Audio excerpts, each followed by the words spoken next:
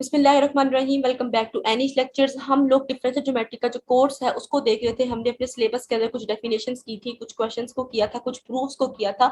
तो आज हम जो क्वेश्चन देखने लगे हैं उसकी स्टेटमेंट ये है कि proof that equation of the tangent of circle a cos theta a sign theta 0 is equals to x a cos theta plus y a sign theta is equals to a square. ठीक है, मतलब आज का जो हमारा जो statement है, जो हमारा क्वेश्चन है वो क्या है कि ये सर्कल की एक इक्वेशन हमें दी गई है, मतलब जो हमारी सरफेस है वो इस बार ये है और हमने इसके लिए टेंजेंट की इक्वेशन फाइंड करनी है जो कि ये आएगी। मतलब ये हमारा आंसर आएगा, इसको हमने प्रूव करना है।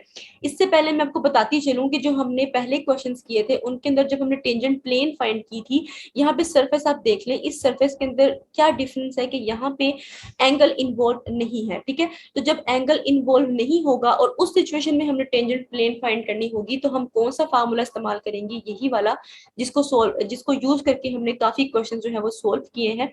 इस इक्वेशन में क्या है कि x माइनस एक्स मल्टीप्लाई होगा अपने डेरिवेटिव से विद रिस्पेक्ट टू s, उसके बाद प्लस का साइन आएगा, फिर दूसरी टर्म, फिर थर्ड टर्म आएगी। ठीक है, और जो हमारी आज की जो स्टेटमेंट है उसमें देखिए कि जो सरफेस है हमारी, इसमें एंगल इन्वॉल्व है जो कि थीटा है। ठीक है, जो इसकी हमारे पास जो सरफेस की, जो इस सरफेस की इक्वेशन थी उसमें देखिए कि एंगल इन्वॉल्व नहीं है, तो हमने कौन सी इक्वेशन यूज की थी, ये वाली सिंपली। ठीक है, हमने इसको यूज करके काफी क्वेश्चन जो है वो सोल्व किए थे।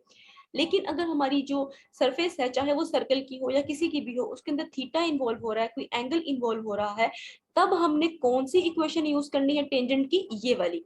ठीक है, कि x माइनस एक्स होगा वो साथ मल्टीप्लाई नहीं होगा अपने डेरिवेटिव के, मतलब बल्कि उसका जो डेरिवेटिव है वो डिवाइड में आ जाएगा। ठीक है, और चीजें आपस में ऐड नहीं होंगी, इक्वल टू, तीनों चीजें आपस में इक्वल हो जाएंगी। ठीक है, अच्छा जी, अब यहाँ पे हमने देखना ये है कि जो ये x है किस चीज का डेरिवेटिव लिया जा रहा है, ये एक्स वाई जी हम कहाँ से लेंगे। ठीक है, और हमने इनका डेरिवेटिव जो है वो थीटा के रिस्पेक्ट लेना है। अब ये वैल्यूज हमें एक्स वाई जी की कहाँ से मिलेंगी, हमारी सरफेस के अंदर से ही मिलेगी।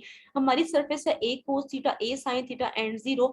यहाँ पे जो फर्स्ट टर्म होगी वो x की है, सेकेंड टर्म y की है, थर्ड टर्म z की है।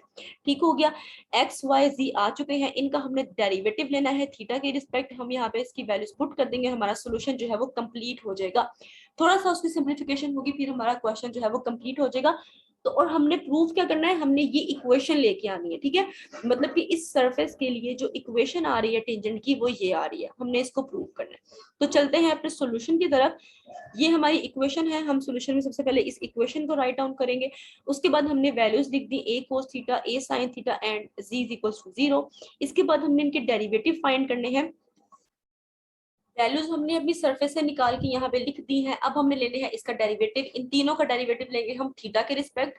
तो क्या हो जाएगा, देखिए यहाँ पे थीटा है तो क्या हो जाएगा, कोस का हमारे पास माइनस साइन होता है, हमने माइनस साइन लिख दिया और ए साथ एज इट इज आ जाएगा। इसके बाद साइन थीटा है, जो साइन थीटा का कोस थीटा होता है, कोस थीटा आ गया उसका डेरिवेटिव और ए एज इट इज, और जीरो का हमारे पास जीरो ही होता है। अच्छा, यहाँ पे मैं आप लोगों को कोई बात बता दूं कि टर्म्स आपस में मल्टीप्लाई हो रही है। ठीक है, दो टर्म आपस में मल्टीप्लाई हो रही है। अब यहाँ पे ए अगर कोई फंक्शन होता, फॉर एग्जाम्पल ए यहाँ पे साइन होता, ठीक है, तो अब कोस भी एक फंक्शन होता, साइन भी एक फंक्शन होता, तो फिर उन दोनों फंक्शन का मल्टीप्लीकेशन हो रही है, तब वहां पे हम लोग क्या लगाते हैं, प्रोडक्ट रूल। ठीक है, लेकिन फिलहाल यहाँ पे ए जो है वो एक कांस्टेंट है। ठीक है, तो यहाँ पे प्रोडक्ट रूल नहीं लगेगा। पहली बात तो ये होगी। दूसरी बात ये कि आप लोग सोच रहे होंगे कि यहाँ पे जो ए है, ठीक है, इसका हमने जीरो लिखना था तो जीरो क्यों नहीं आया, ए एज इट इज आ गया। मैं आपको इसकी वजह बताती हूँ कि यहाँ पे दोनों चीजें आपस में मल्टीप्लाई हो रही है। तो जब भी चीज आपस में मल्टीप्लाई होती है तो जो चीज कांस्टेंट भी बिहेव कर रही हो, ठीक है, जिसका आंसर नहीं भी आ रहा होगा, मतलब जो एज अ कांस्टेंट है और उसका डेरिवेटिव जीरो आना है, वो भी हमारे साथ एज इट इज आ जाती है जब मल्टीप्लीकेशन का केस होता है। यही चीज अगर प्लस या माइनस में आती, जैसे अगर a प्लस कोस थीटा होता या a माइनस कोस थीटा होता, तब हमारे पास जो a है उसकी जगह पे जीरो आना था और सिर्फ कोस थीटा या साइन थीटा ही आना था। लेकिन अब यहाँ पे चूंकि a कोस से मल्टीप्लाई हो रहा है, तो इस वजह से कोस का तो डेरिवेटिव आ जाएगा और a उसके साथ एज इट इज मल्टीप्लाई होगा। ठीक हो गया, ये दो बातें इंपॉर्टेंट थी, मैंने आपको बता दी है। यहाँ से हमने इनका डेरिवेटिव जो है वो फाइंड कर लिए हैं।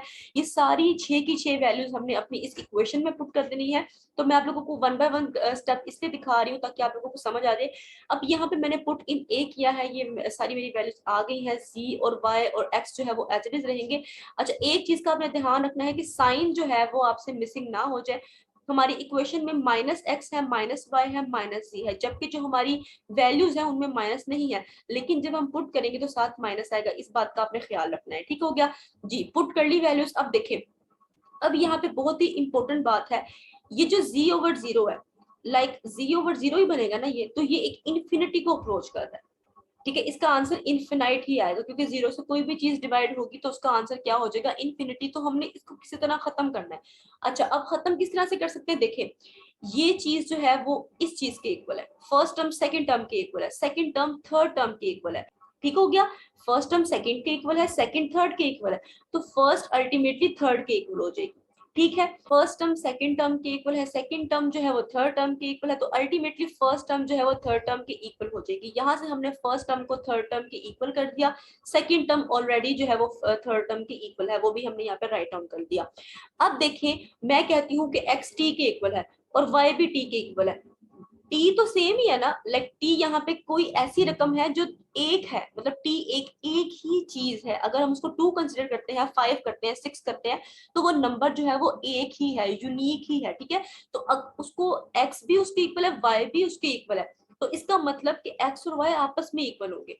ठीक है, अगर मैं कहती हूँ x equals to 0, y equals to 0, इसका मतलब कि x is equals to y, क्योंकि x भी 0 के इक्वल है, y भी 0 के इक्वल है, तो अल्टीमेटली वो दोनों आपस में एक दूसरे के इक्वल हो जाएंगे। सेम यही काम हमने यहाँ पे किया है कि जब ये चीज इसके इक्वल है, ये चीज इसके इक्वल है, इसका मतलब कि ये दोनों आपस में एक दूसरे के इक्वल है।